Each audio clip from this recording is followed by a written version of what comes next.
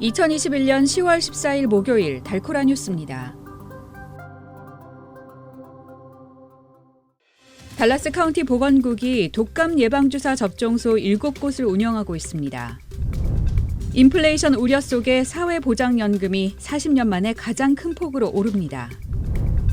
텍사스의 새 선거구 조정안 하우스 빌 1이 10시간 넘는 논의 끝에 주 하원을 통과했습니다. 검색대에서 총기가 가장 많이 적발된 국내 공항 3곳 중 2곳이 텍사스였습니다.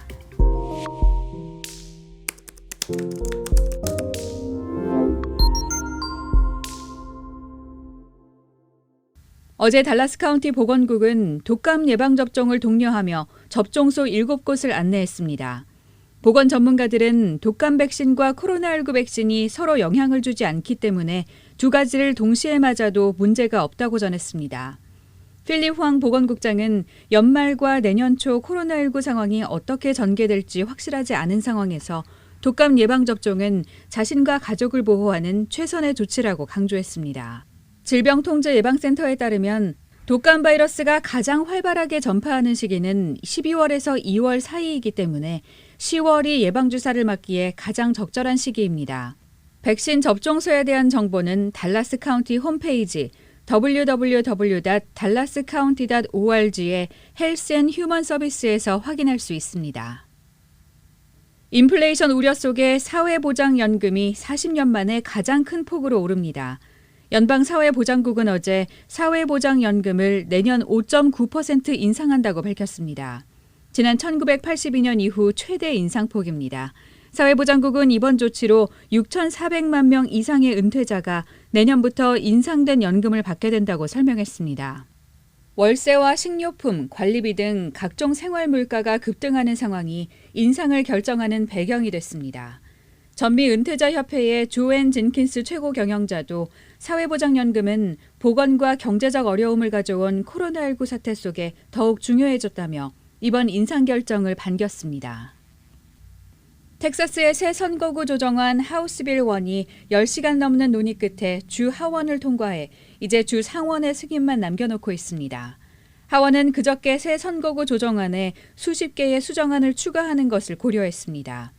이번 조정안으로 연방 하원과 주 상원 및 하원, 주 교육위원회 관련 선거구가 변경되어 앞으로 10년 동안 주 하원에서 공화당의 세력이 강화될 것으로 분석됩니다.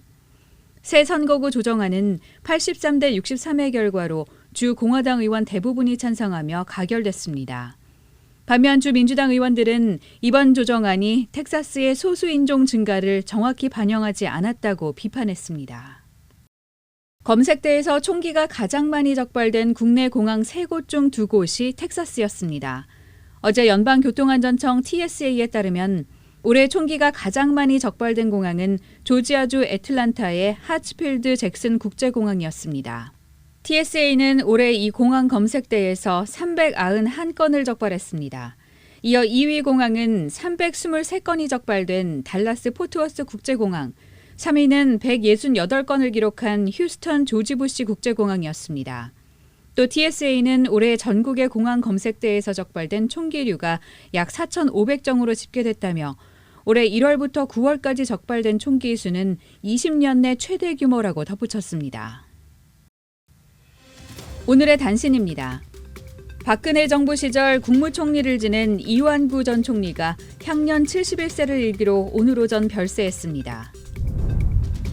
문재인 대통령이 더불어민주당 대선 후보 경선 후 이재명 후보를 처음 대면한 자리에서 축하 인사를 건넸습니다.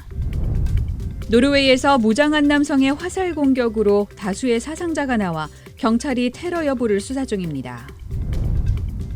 대만 남부도시 가오슝시의 한 노후 주상복합 건물에서 불이 나 주민 최소 46명이 숨지고 41명이 부상했습니다. 지금까지 10월 14일 목요일 달코라 뉴스의 소피아 싱이었습니다.